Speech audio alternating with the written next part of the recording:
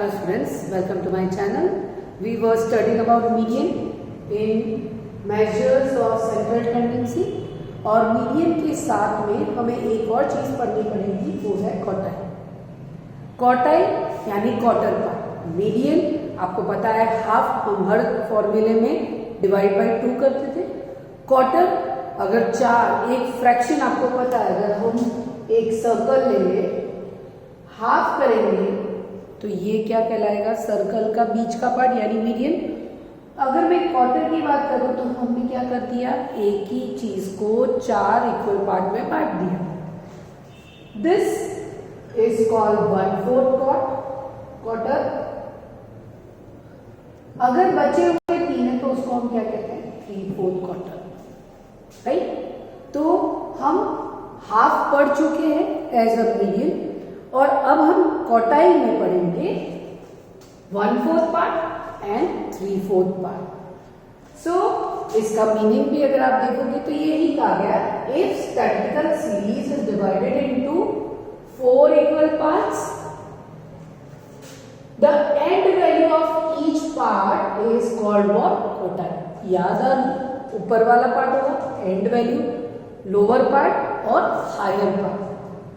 Lower quartile को Q1 कहा जाता है, अपर क्वार्टाइल यानी हाईएस्ट नंबर वाला जो होता है उसे कहा जाता है Q3. क्वार्टाइल फाइंड करने के फॉर्मूलेस क्या है, जिस तरह से जब आप मीडियन फाइंड करते थे तो आप ये फॉर्मूला यूज करते थे, पर यहां पर आप लिखते थे 2.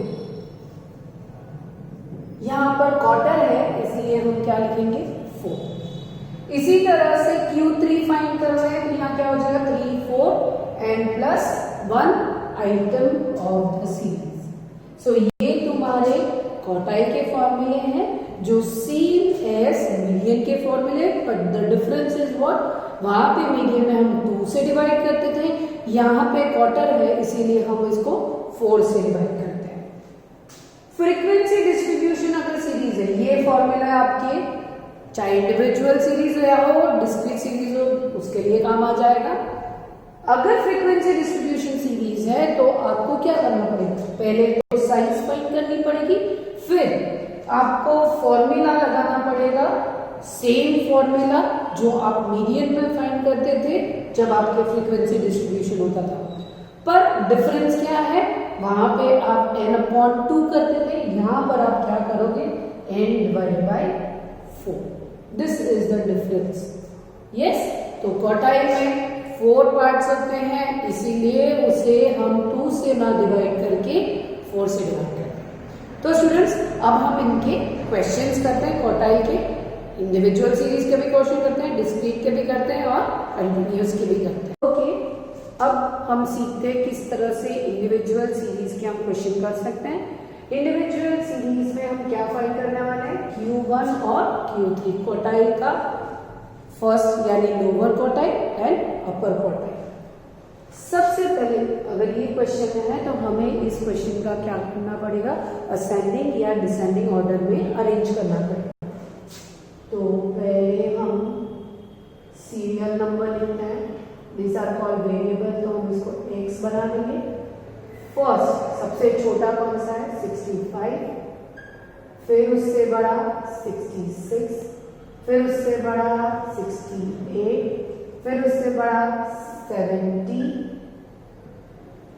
फिर 71, फिर 80,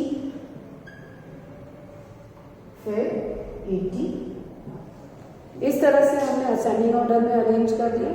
फिर discrete series and individual series का जो कॉमन फॉर्मूला बताया था वो लिखेंगे.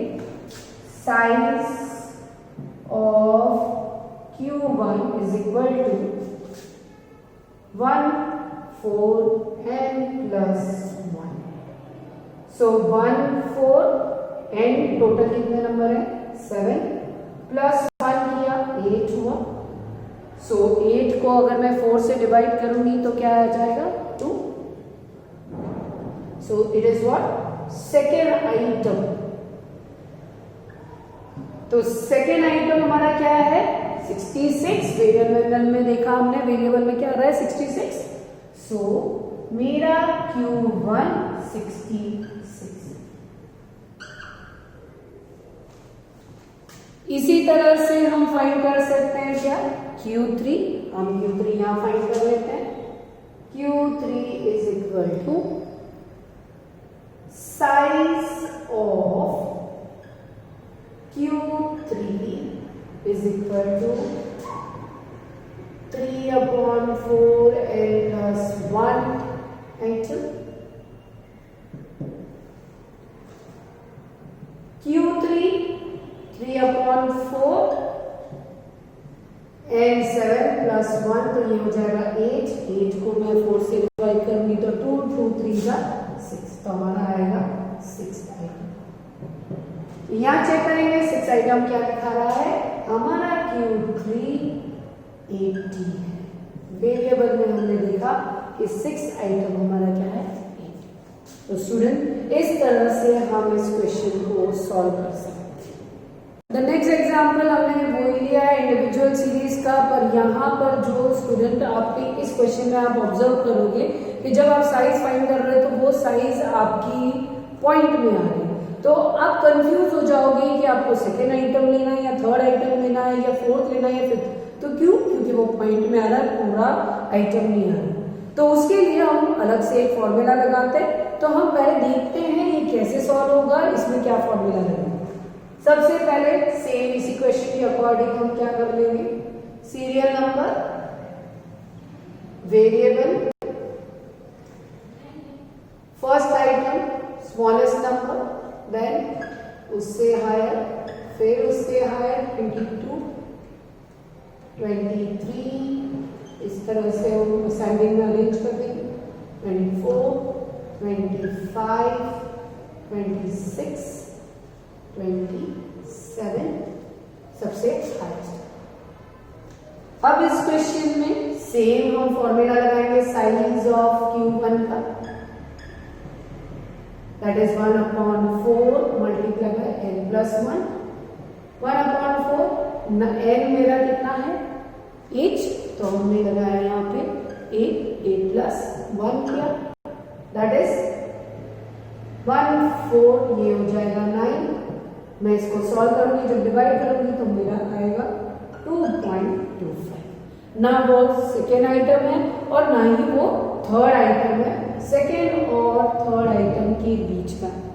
इसीलिए इसके लिए हमें एक और फॉर्मूला लगाना पड़ेगा, दैट इज हम Q1 फाइंड करेंगे फॉर्मूला लगा के, साइज ऑफ, ना सेकेंड आइटम है इन दोनों के बीच में, तो हमारे लिए एक्स्ट्रा फॉर्मूला लगेगा, size of second item plus 1/4 part हमने यहाँ ले लिया है, बचा कितना 3/4, तो हम यहाँ पे प्लस करेंगे 3/4 size of third item minus second item. ये आपका नया फॉर्मूला जो आपको यूज करना है अगर आपका आइटम या साइज जो Q1 की आ रही है वो किस में आ रही है, डेसिमल में आ रही है। फिर हम इसे सॉल्व करेंगे। साइज ऑफ सेकेंड आइटम का नंबर कौन सा है, सेकेंड आइटम का 21 है, plus 3/4 size of third item का 22 में से माइनस किया सेकेंड आइटम दैट इज 21। सब सॉल्व करने पर हम इसको पहले सॉल्व कर देंगे तो ये 1 हो जाएगा, और इसे डिवाइड किया 3/4 और 3/4 को सॉल्व करोगे तो 21 0.75 answer will be 21.75. This will be the Q1 if the size is coming in the decimal. इसी तरह से हम Q3 भी फाइंड कर सकते हैं। Q3 का फॉर्मूला भी थोड़ा सा डिफरेंट हो जाएगा। पहले हम Q3 का साइज फाइंड कर लेते हैं। Size of Q3 is equal to 3/4 n plus 1। 3/4 n plus 1 हमारा 9 है, दैट इज 2.25 आया था। 2.25 को अगर मैं 5 से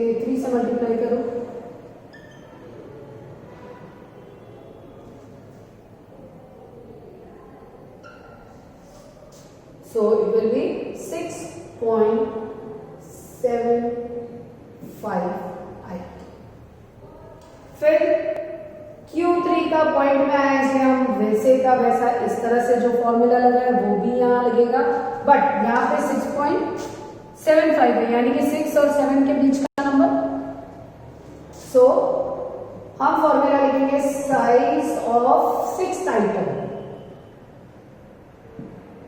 प्लस कितना पार्ट यहाँ पे रह रहा है, यहाँ पे फॉर्मूले में 3/4 यूज किया है, तो यहाँ पे हम क्या लेंगे 1/4 size of which item 7th item minus size of 6th item.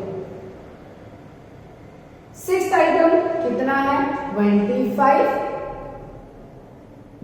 Plus 1/4 7 item में से हम माइनस करेंगे 6 आइटम, 26 में से 27 5।